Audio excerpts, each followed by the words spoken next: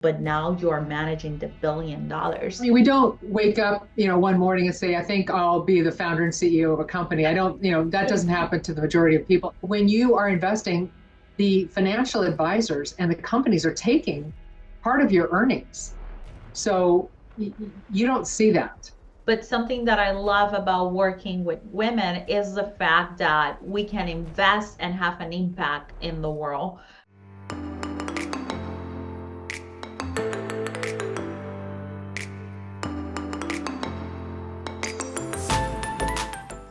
The first time we met, it was in a brunch where we were talking about real estate. We were talking about with a bunch of women on how can we help each other grow.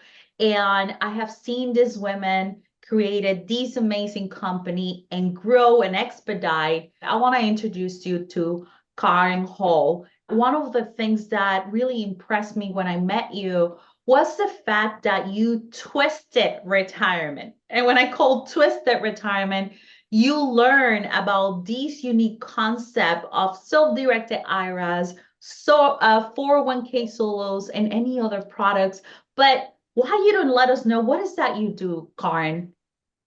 Right. I mean, what I do is I'm the CEO and founder of uDirect IRA Services. And what I do is help people to take their retirement wherever it is, move it into a self-directed account and then invest in alternative assets. Like could be real estate, could be, notes, it could be even cryptocurrency or precious metals, just alternative assets. And it's very rewarding because it opens up the door for people who are looking to invest for retirement. They might just think it's just the stock market. A lot of people don't know they can self-direct. And so it's really fun opening people's eyes and letting them know that they have a choice. They're not just stuck with Wall Street. And they're just, it really, really does open doors, as you know, because I know you've used self-directed IRAs in the assets that you've put together. Yes, for sure. Can you explain a little bit more what is really a self-directed IRA? Because I know there's a lot of people that don't have this knowledge, and there's so many opportunities. And as you mentioned, it's choices, having those choices when you are preparing your accounts, your funds to retire. So can you share a little bit more about that? Oh, I'd love to. Sure. So an IRA is like a bucket that holds assets. If you think about that, it holds retirement assets, and that bucket is tax protected. So if it's, say, a traditional IRA, when you contribute to that IRA, you may get a tax break, right? And then the money grows tax deferred, but is taxed later on when you take it out in retirement. A Roth IRA is the kind of IRA bucket where the money goes in, you've already paid the tax on it, but the proceeds from all the investments grow tax-free for life. I mean, you never pay tax on it. You pay tax on the seed, but not on the crop, is kind of the way to think about it. And there are other kinds of IRAs, but that's what an IRA is. And so they were founded about 50 years ago, if you can believe this. It's when the ERISA law came into effect, called the Employment Retirement Income Security Act. And it was so long ago, it was Gerald Ford who signed that into effect. So we're talking, 50 years. So people will think, oh, I know what an IRA is, but what makes it self-directed is really the asset type that you put into the account. An IRA is an IRA, according to the IRS, the way they look at it. They're not really looking at the asset, they're looking at the taxability of it, really. So it's the same set of rules. When IRAs were created, the IRS just said the only thing you can't do is invest in life insurance contracts and collectibles. So by omission, they didn't say what you can do, and what you can do is so much more, and not everyone is aware of that. So like I mentioned, real estate in all its forms, even mobile home parks, raw land, whatever, multifamily buildings, so many different ways to invest in real estate, but also even private debt, being a private money lender. Say, for example, like if you were starting a business and you were raising capital, my IRA could invest in your business as a debt or equity partner. Most people don't know that they can do that. So when we've had these economic turndowns that happen every decade or so, we'll have a black swan event, right? You can take your IRA and help rebuild someone's business. I mean, I know we saw a lot of small businesses fail during the Great Recession and during COVID, and they're trying to build their business back and they need capital. IRAs can be a grassroots way to help Americans rebuild their businesses with a little capital. And then your IRA benefits. And you've got money to retire later. So you're doing good things, you're investing, and also you're getting tax breaks, but you're really like doing a great favor for your future self over here. And you're going to have assets when you retire so that you can retire comfortably. So it's a real beautiful kind of a thing. It can be a win-win situation. Yes, I really love self-directed IRAs because Yeah. it gives us choices. It's that kind of products that you get to lead. I believe a lot in leading your finances and having choices. And sometimes I was very frustrated because I can invest in Wall Street, but I'm not in control of the decisions that are being made.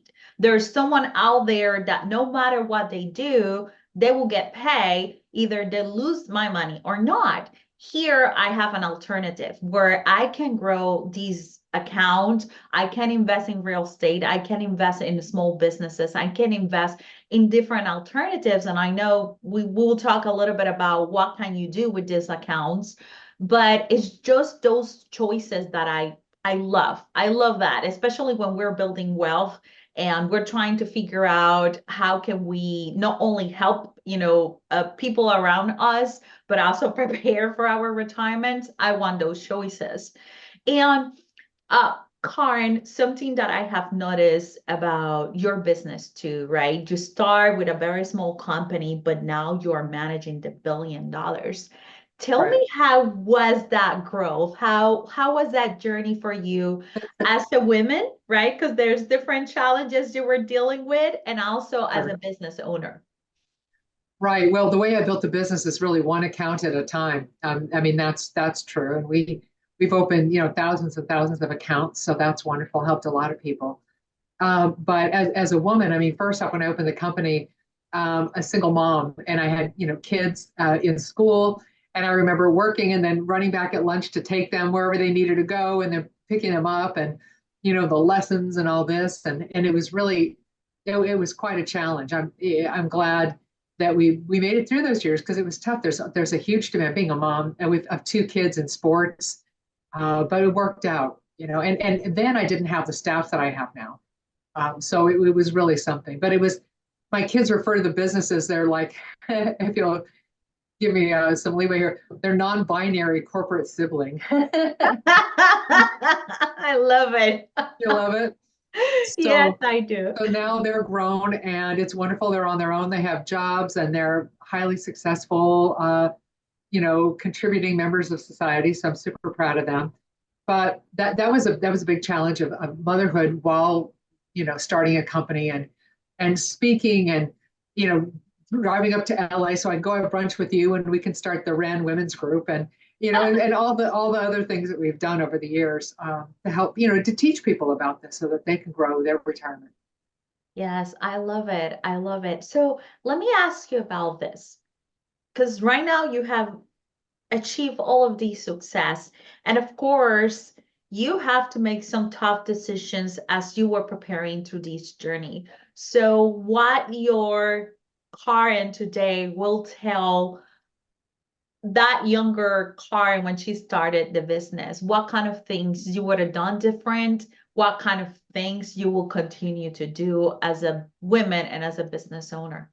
Yeah, I think that, if I can talk about my faith, I've always had faith, but you never have faith so much as when you just really, really need it. God can put you in a situation where, so I would have told myself to have more faith and that it's going to be okay. Give it to God. Don't worry about it. Just keep going, do your job. Just, nose to the grindstone. It's going to be okay. Because I would think though, this was all my responsibility. Everything was my response. I had to make sure, like I had to push the river or it wouldn't flow. Does that make sense? Yes. And it's like, oh, guess what? If I don't push the river, it still flows. Who knew? It actually works that way. And so I would have told myself to have more faith and worry less. Oh, I love that. The concept of wariness that for a lot of women and mothers, that's always there present. True. And in the process of building your business, do you think you did anything different that allow you to grow? Because it started as a small business, but then as you grow, there's more responsibilities. What kind Yes. of strategies or tools or what do you do that allow you to grow where you are today in your business? Right. Well, I mean, we don't wake up, one morning and say, I think I'll be the founder and CEO of a company. I don't, that doesn't happen to the majority of people. And so for me, it was a situation where I had a job and I lost my job. And then it was with a competitor. And then I went to do really well. So I opened my own company. So I, at that time, I didn't have experience as a CEO. I had experience working for corporate America and understanding certain level of what's required and the administrative level, because I've been a loan officer, I've been a real estate agent, I've worked for, large companies and small companies. So I knew how to run a company.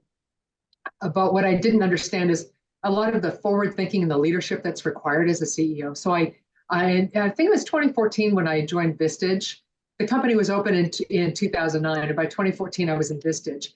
And it really was helpful meeting with other CEOs, or I would think that I had a problem, and then one of the people at the table was talking about with their challenge, and it's, oh, I have no problems, other people's problems. You want your own problems. You don't want other people's problems.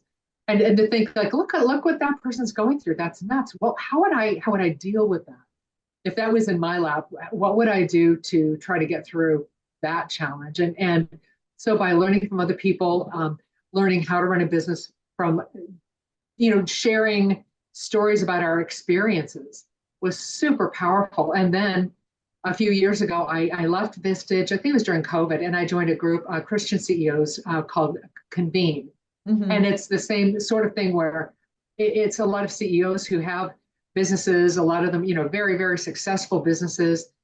And but we all have challenges. And guess what? Most of the challenges deal with people.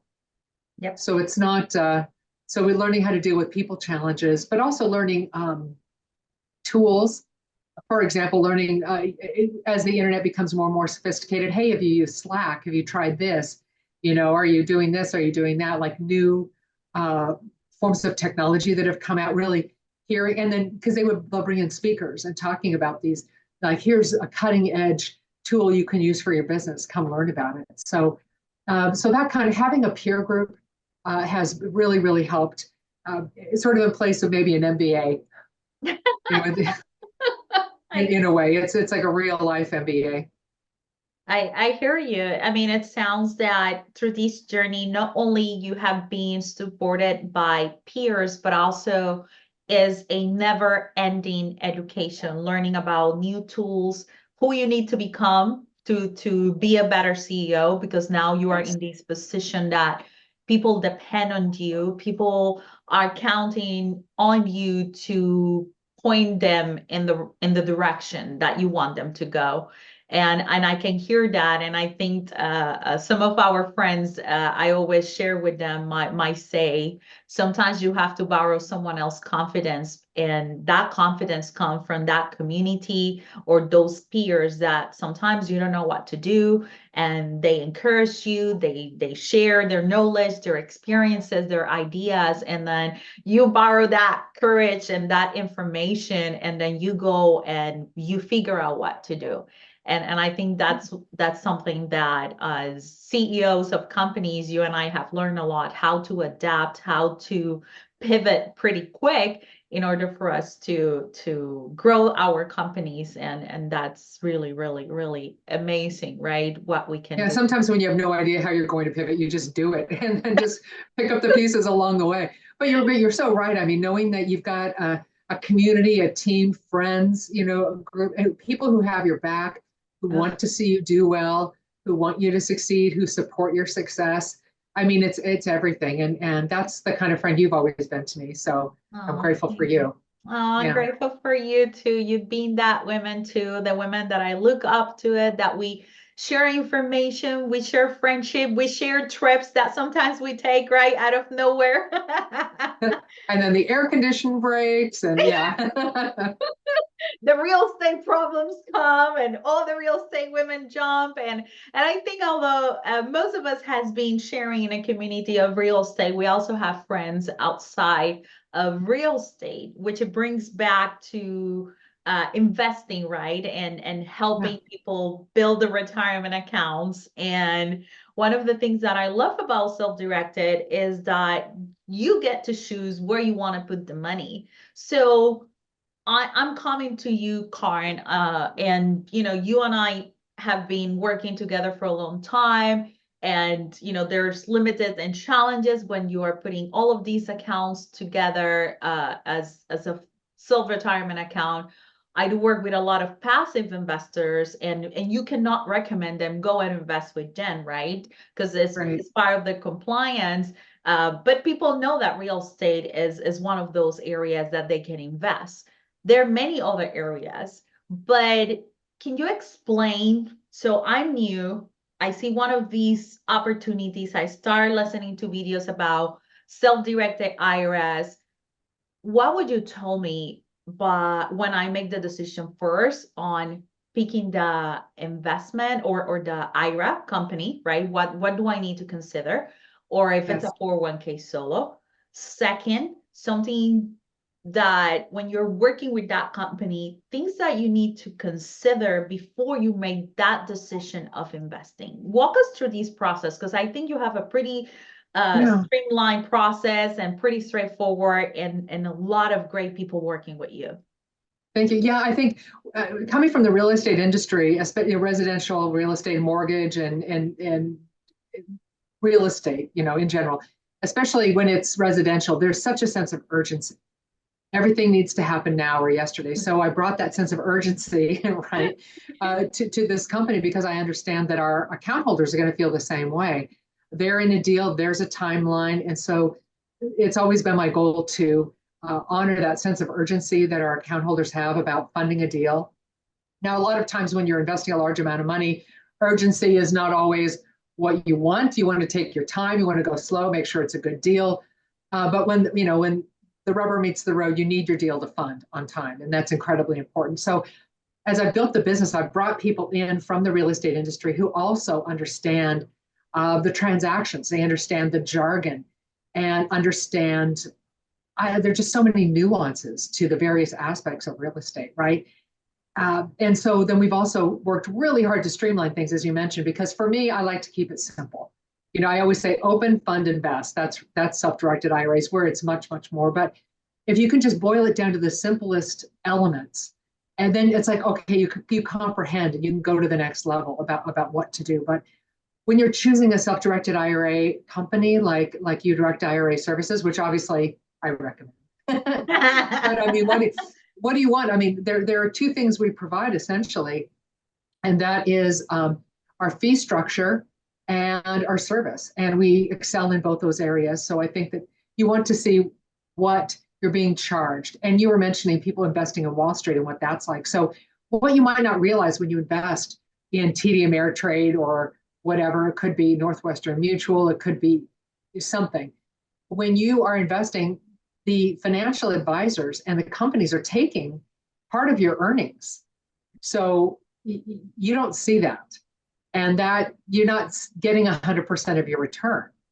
When you self-direct, then I can speak for my company. Maybe you buy a house and it's $100,000, right? And then you fix it up and you keep it on the market for a while and you rent it and you're bringing in rental income, yay.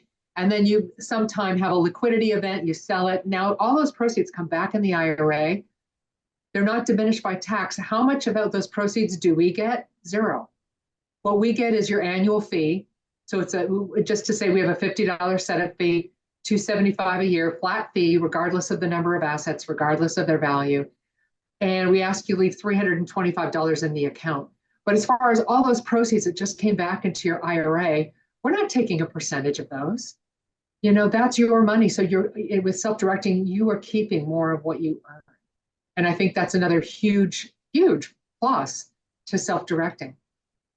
Yes, for sure. I mean, keeping more of the money that you work for, you make it work for you and going back to where it's supposed to. And you have full control of that money that you want to stay there for the future. And that's something I really enjoy when I learn about self-directed IRAs.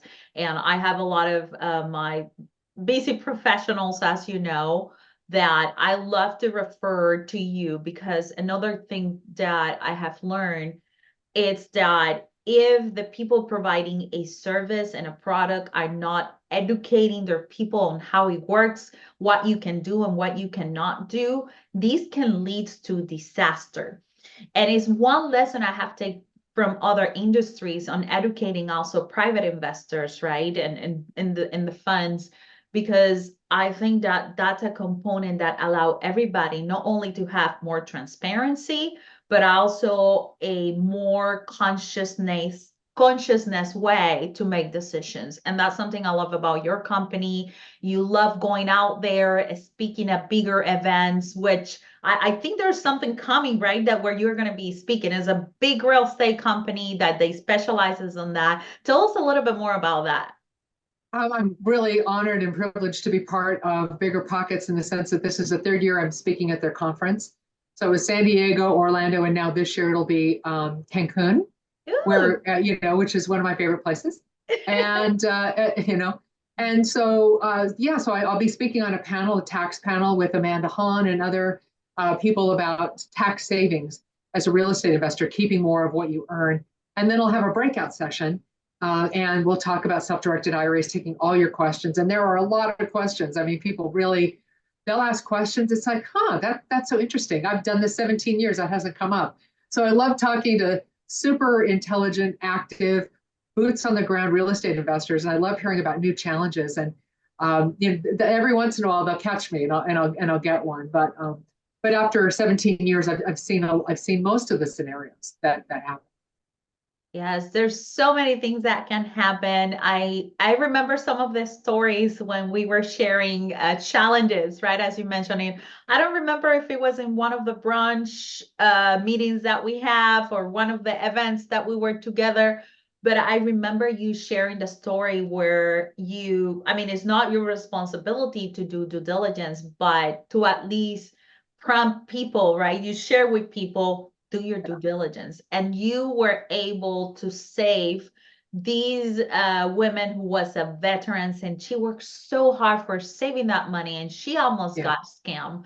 So tell me a little bit about the compliance process, because I think that a lot of people don't think about having a good partner in your retirement planning, including a self-directed IRA can help you to, safeguard that money that you work so hard for it. Yeah, you're right. I mean, opening an account, putting money in it is easy. I mean, that's easy. The hard part is always due diligence. And a couple of times we found, account holders who didn't do their due diligence, like the woman that you mentioned. And we're not always able to find wrongdoing, but sometimes it just pops in our face and we can't ignore it. And so that was the case with this person.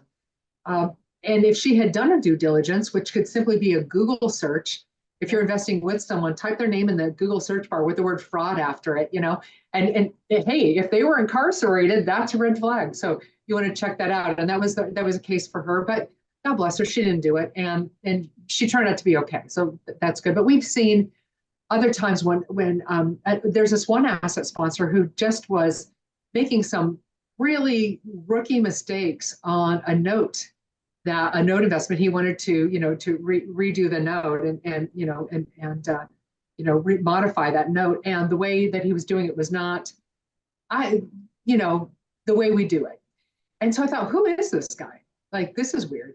So I looked up the guy. I looked him up on FINRA broker check. So it's seriously, this is great. Anybody that has like a syndication or a large note investment has to be registered with the SEC, and broker check is a way to check them out. So I typed in this guy's name. There's a laundry list of things about this guy. So I was digging and I see this letter from, I think it was from the SEC, I believe, or FINRA. It was from FINRA. Ooh. Saying that he was no longer allowed to practice. Like, what? Oh my God. So this letter was 8 years old, but it had a signature in the bottom and had this person's email address. So I thought, well, maybe she's still working there. So I emailed her. I said, is this still true? She said, yes, it's still true. He's not supposed to do business. I said, well, he is, So that turned into a very long story that's we'll talk about that next time we get together. I'll tell you the whole thing, but it resulted in the man being incarcerated. They grabbed him, and it was a very long story, but that was the end of it. And so he was not scamming, but because we caught this, like midway, it was turning into like a Ponzi scheme where you borrow money from one deal and put it into the other one. Mhm. So we caught it midway, and he didn't have time to clear his bank account or anything like that. So there was still money to pay off the people who would have been his victims. And that was just having, keeping our eyes aware. And the reason I do that, I think, and what encourages me to do that is being a part of RITA, which is the Retirement Industry Trust Association. We work with Washington. It's sort of a lobby in a way, but we hear about fraud. And the one thing we want to do is always help our account holders be aware, keep their eyes open, how to have fraud awareness and what to do about it. And so I just love, they call me the fraud fighter there. And I usually MC the fraud panel because I've nabbed a few people just randomly without, because it's just so glaring. They make such bad mistakes. You can't ignore them. We don't. But when you're self-directing, it is 100% your own responsibility to do the due diligence on your deals. And that's why it's self-directed. We're not telling you what to invest in. Correct. Correct. And I love you brought that up. It's so important that when people make with choices come responsibility.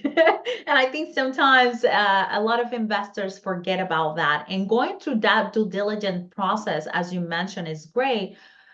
You have to do it. And if you want to protect your money, you have to do it. But something that really gets my attention, Kaaren, a lot about you, it's beyond that, is to have the courage to share that with your clients. It's not your responsibility to do this due diligence, but I love your integrity. I love how when you see a red flag, you bring it to people and say, listen, you can make the decision. I'm trying to bring it to your attention, right? Yeah.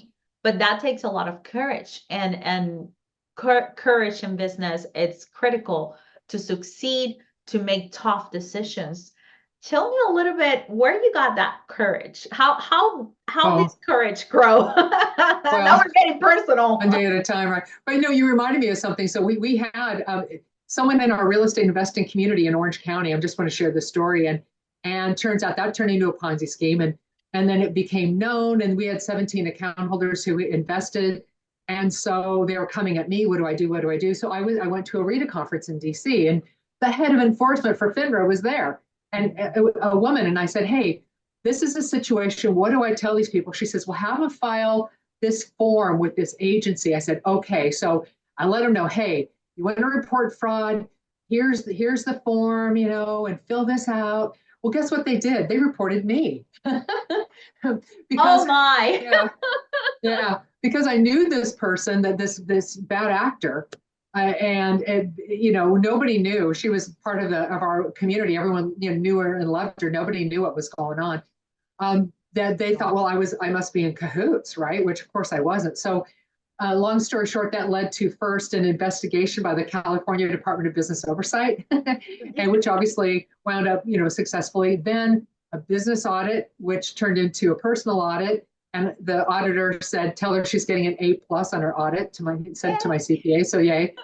And then I also, what else? Oh, then the one day the FBI showed up at the office, and the receptionist at the office downstairs said, yeah, Kaaren, the FBI's here with a subpoena. But it was a subpoena for records. And so I was able to provide the records. And long story short, all these things were frightening. When something hits you, it can be frightening immediately. But I think one of the ways I've grown my courage is to realize when something like happens and it's like, what? And it's just like, I'm dealing with what? Like, why am I dealing with this thing? Or this is so weird. That to realize this is going to subside, and you just chunk it down and you break through it and you just keep going. And I think if I am courageous, it's, it's, they say you have a why of why you're doing business. And it started out being my kids. Like there's no, I have no choice. I burned all the boats, I'm on this island. And it's sink or swim. So I'm definitely going to be swimming. I'm a very, very good swimmer now. I love it. I love, this is authentic conversations. Yeah. Things happen. And I'm glad sometimes it's so difficult to see the light at the end of the tunnel right. when we're dealing with these darkness, especially the bad actors. Sadly, it's people with bad intentions that just take advantage. I have dealt with those people too, and had to navigate many situations in regards to these people, so once that you're in, right, as you mentioned, is when do you cut it? Can you do something about it? We have to have an immediate reaction. And that takes courage because you want to help them. And sometimes it just bring it back to you and you're like, okay, well, that's a good doing. But you know what? At the end, the courage, the journey, the trust and relationships that are built after you go through all of these storms, Kaaren, I have to tell you that the bond is so strong and you become this person like, you know that if you have to do it again, you will do it again and again and again in a good way, right? You will go through this challenge because this is one of the biggest challenges out there in the industry of investing in the private sector. You can find people wanting to have a lavish life. If they would just try to do the right thing, they could make a lot of money, but they decide that they just want to live the good life without do what it takes to get there. And it takes people like you and the courage and like us to really bring it to in front of other people so they can make their decisions, right? Yeah. And I love that. So thank you so much for sharing that. Now let's go a little bit into the more technical stuff in regards to self-directed IRAs. I know that there's some what they call prohibited transactions. There's also things that you can do and you cannot do when you're using your retirement accounts to invest. Can you add some information for people who has no idea what they can do and they cannot do? And it makes me want to add something too to that. I'll answer that question, but it's not just account holders and investors who need to know this. It's also asset sponsors like yourself, like this, Jen. But when you think about it, self-directed IRAs can be used to raise capital, and I know you've used IRAs to raise capital. So you ask people, hey, do you have an IRA? Do you have a previous retirement account? And if they say yes, they can invest in your deal. So if you're the investor or if you're the asset sponsor, there are rules you need to know. For example, as an asset sponsor, there are if you've got a syndication, which could a lot of names for this, could be a Reg A, B, C, D offering, something like that.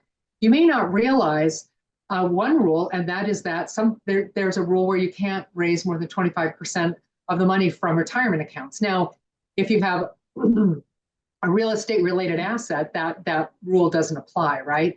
But so as an asset sponsor, you need to know the rules. If you're an asset sponsor and you're raising capital, and you also, along with the equity partners you're taking from IRAs, you're also taking on debt, that throws off a tax to an IRA called UDFI, Unrelated Debt Financed Income Tax. Not the end of the world, but as an IRA holder, you just need to know it, So there are rules for asset sponsors and account holders. So prohibited transactions, it's just like, keep away from this. And because IRAs, that's like this tax protected bubble. Your money's in this bubble and it's protected. So you want to keep that bubble intact, because when you commit a prohibited transaction, the IRA, it's, and all of that becomes taxable with penalties. And it sounds scary, and don't be scared, because I'll tell you, in my career, I've seen maybe half a dozen of these, and that's not a lot given the thousands of accounts that we've opened. So it's not a lot. And the reason it's not a lot is because of the education our industry provides. It's because, well, for example, here at uDirect, we offer anybody a 20-minute free consultation. Tell us about your deal. Because prohibited transactions are investing where you shouldn't be investing, or getting disallowed people involved. And so the people that are disallowed are the ascendants and descendants, right? So you, and then your spouse, your parents and grandparents, and your kids and grandkids. So your IRA doesn't buy a house from your parents. Your IRA doesn't make a loan to your kids to go to school. Your IRA doesn't really typically do business with disallowed people. There's an exception, and we could talk about that later, but you just keep away from disallowed people. And the other thing is, you can't provide services to the plan. So Jen, when you're building one of your amazing buildings where you've scraped this property and it had this forced appreciation, where now this dumpy, single family home is now gorgeous fourplex. And I know you're tempted to go in and you want to be the one that's swinging the hammer. You want to be the one that's calling the shots and doing things. With an IRA, no, let somebody else do the sweat equity. You just keep away from sweat equity. You're not in there changing, the garbage disposal. And so I know for you, it would take an extreme amount of self-control because you're so hands-on, you're so like a doer, but you just want to and it's not difficult to do once you know the rules. Yeah. So talk to us. If you want to self-direct and you've got a deal, hey, could this be prohibited? Call us, email us, info@udirectira.com, and we'll chat with you. Like, let's talk about this deal. It will tell you if it sounds prohibited to us. But if it's shady, if it's kind of like on the gray area, we'll suggest that you get an attorney opinion letter. Yes, I love that. I love that. And in fact, and I think this is a pretty important thing. I'm gonna tap into 2 points, the tax portion, but also, as you mentioned, the active and passive side. And with the self-directed IRAs accounts, I'm investing in someone else's deal. I'm making my money work for me. And Right. when I'm doing syndication, I'm an active investor. I'm managing these assets, and I'm responsible of making the shots, making decisions. So I don't use my self-directed IRA money into these projects, right? I have to come up with So cash, true. debt, and many other things.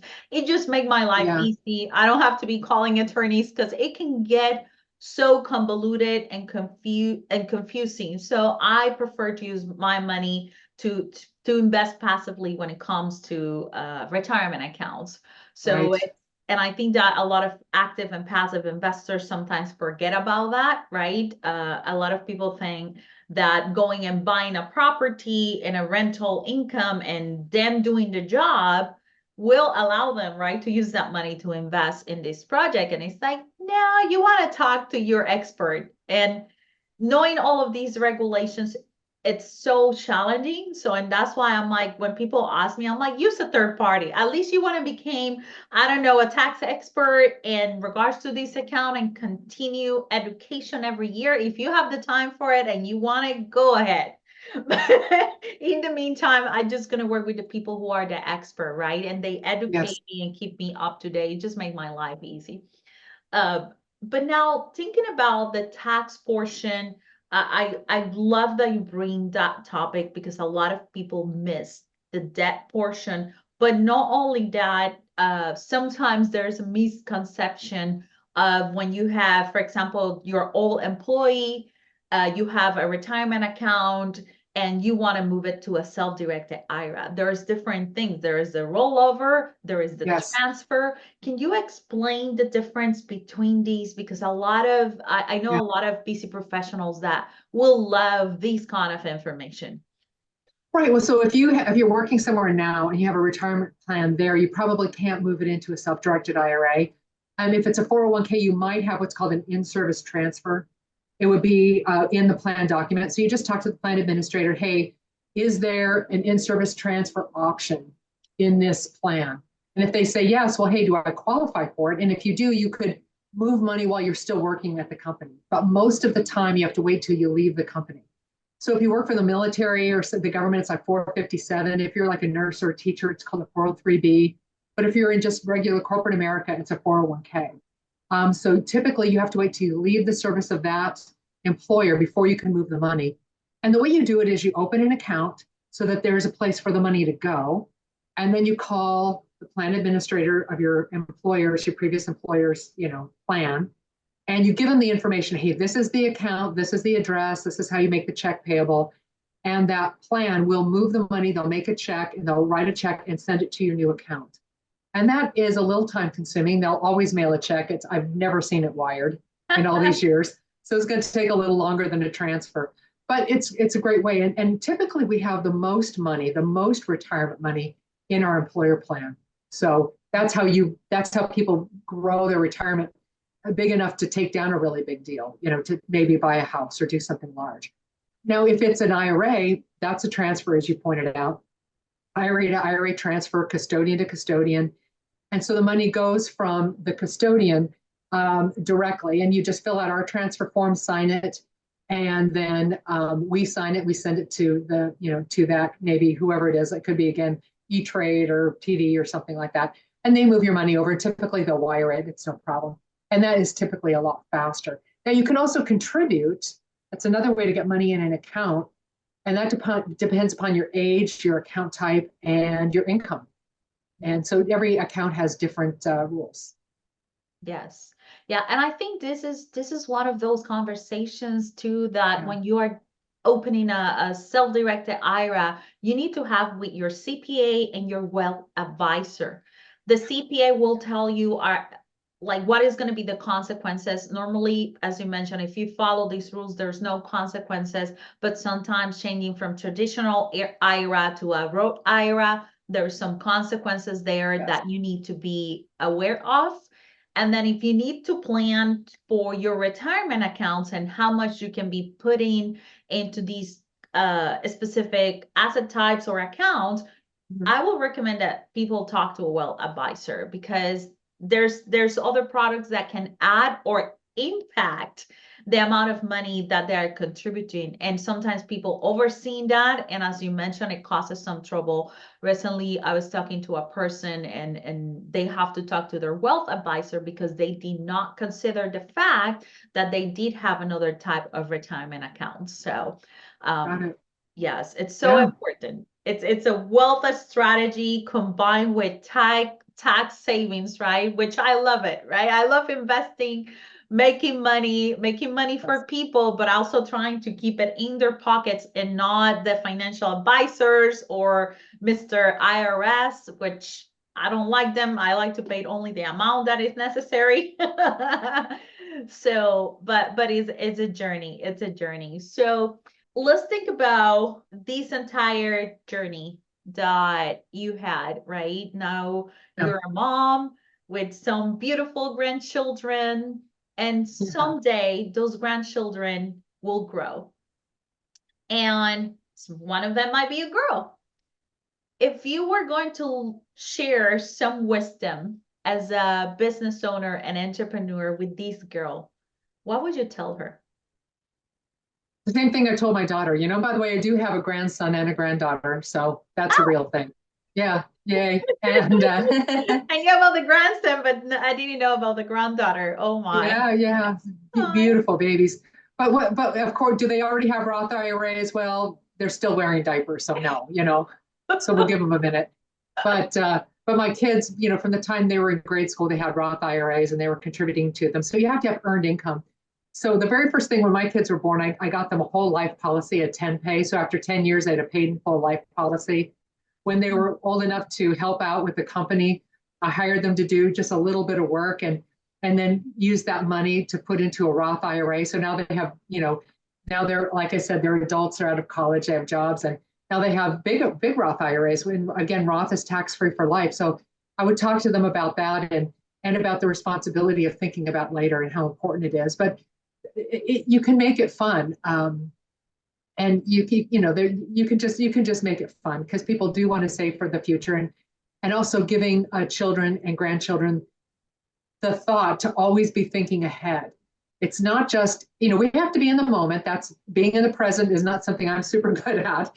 So maybe you're the same, but we do have to keep an eye to the future. We can't always just live for now.